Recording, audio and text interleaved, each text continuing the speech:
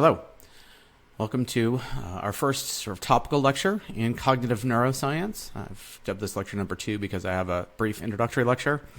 But we're going to start off in Chapter 2 of the Gazzaniga Cognitive Neuroscience textbook. The first chapter, mostly a review of history, and I'm more interested in the topical material, so we're going to dive right in there. So here we are with structure and function of neurons. We'll start primarily with structures and a little bit of functions, ending out with some discussion of the cellular membrane, and then in the next lecture we'll get into some detail about the cellular membrane and how it maintains an electrical charge through ion channels. So we'll start with looking at neurons and glial cells and where they're located, what they look like, talk about the major structures of a neuron, and then I'll finish off with an introduction to the cellular membrane, which again we'll pick up with in more detail in the next lecture. So, pardon the dog barking. Hang on one second. Okay, sorry about that. So, as I was saying, we're going to finish out with a discussion of the cellular membrane, and in the next lecture we'll get into more detail on that. So let's start off talking about neurons and glial cells. Neurons are the basic functional unit of the nervous system. This is how everything we are and do is accomplished, is by neurons. They are obviously throughout the brain, but also neurons reach out into every part of your body. It's how you control your muscles and how your body keeps you alive by keeping your heart beating, etc. When we talk about bundles of axons of neurons, we refer to that as a nerve. So for example, we'll talk about the optic nerve, the auditory nerve, trigeminal nerves. So these are bundles of axons of neurons that are taking information from one part of the body to another. Glial cells then are the support cells of the nervous system that provide critical functions in keeping our nervous system healthy, but also in speeding up neural conduction, a process we'll get into later on. But let's take a first look at these different types of glial cells. The oligodendrocytes are contained within the central nervous system and create the myelin sheath on axons in the central nervous system, what we refer to as white matter. Microglial cells are involved in cleanup and maintaining the health of neurons.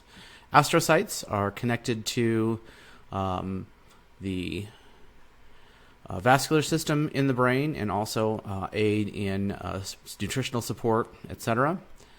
And then we'll talk in the peripheral nervous system are Schwann cells. And Schwann cells, each individual segment makes up part of the white matter of an axon. So it also forms myelin sheaths. So myelin is formed by both the oligodendrocytes in the central nervous system and Schwann cells in the peripheral nervous system.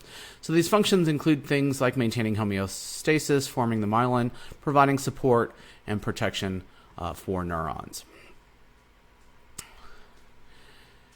So the major structures of a neuron include the cell body or the soma, a single axon, and multiple dendrites branching out from the cell body.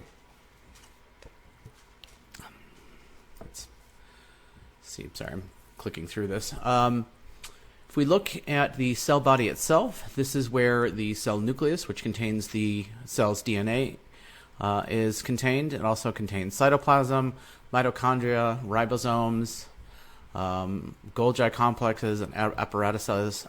This is the sort of nerve center of the neuron. This is where, of course, proteins are created by using the cell's DNA. The mitochondria are, of course, the powerhouses of the cell. And then the Golgi complex are often involved in packaging proteins and creating neurotransmitters and then sending those down to the terminal buttons of the axon.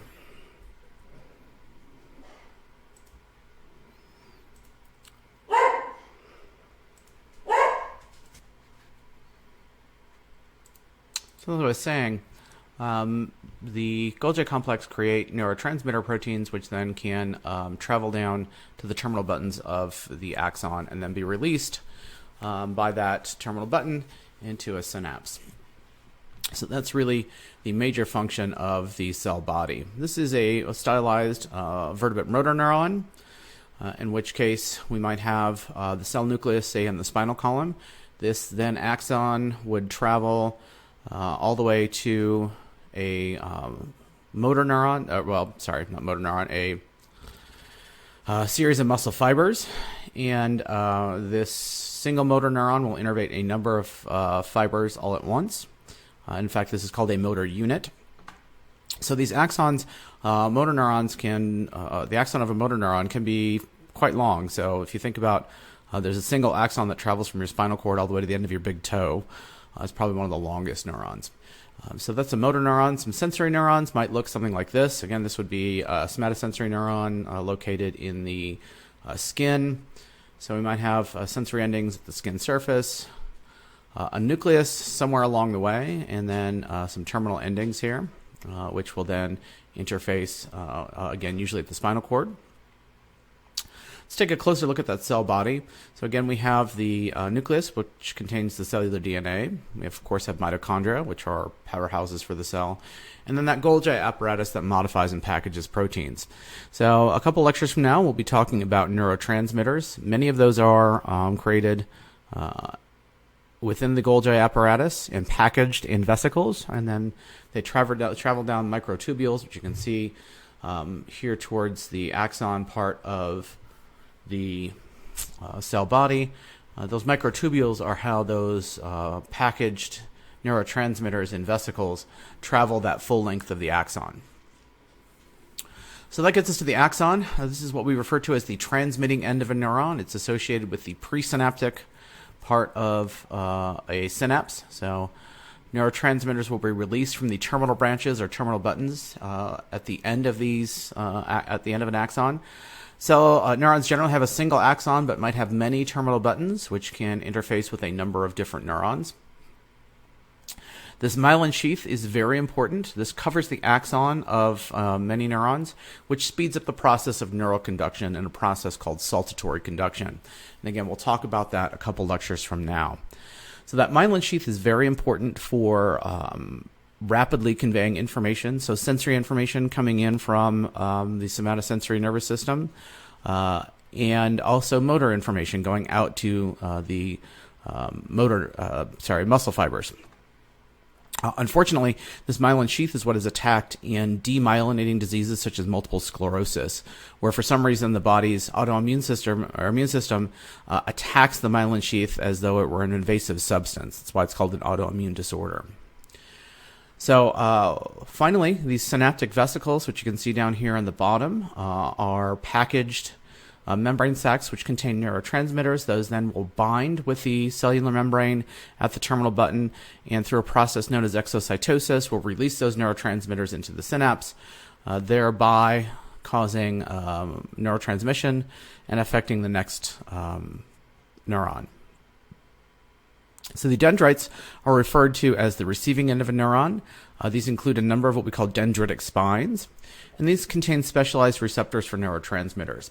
And the dendrites have actually become a really important area of study for neuroscientists and cognitive neuroscientists, as these dendritic spines and dendritic spine density are a really important part of understanding a number of brain disorders, in particular anxiety and depression.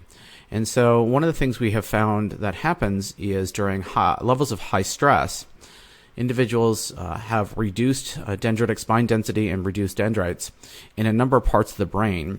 And as a result of that reduction in dendritic spines, that is actually what we think is the underlying cause of depression. And so treatments are focusing on improving that dendritic spine density or protecting those dendrites and dendritic spines from damage. And so, for example, a number of things like exercise and diet can actually help protect the brain against that kind of damage caused by high stress. So we'll be talking about dendritic spines quite a bit in the coming semester. So the cellular membrane is actually functionally the most important aspect of a neuron. It's a semi-permeable membrane that encloses the entire neuron. This is critical to neurotransmission. In fact, what's called an action potential is generated by the membrane itself. And so contained within this membrane are a number of ion channels that can open and close in response to stimulation.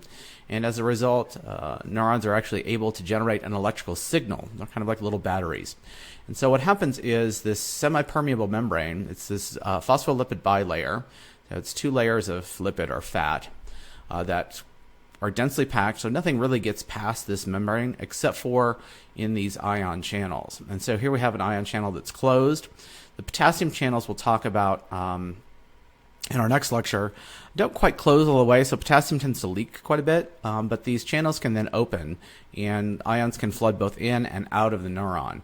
So this membrane is actually responsible for maintaining an electrical charge.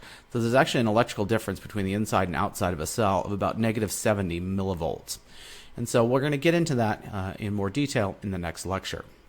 So those ion channels open and close to create an electrical charge, and there are also active ion proteins which move ions in and out of the cell. So the sodium-potassium pump is going to become really important in maintaining this resting membrane potential of -70 millivolts.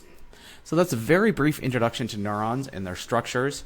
In our next lecture, we're going to talk in more detail about that process of maintaining a charge across the membrane and how action potentials are generated.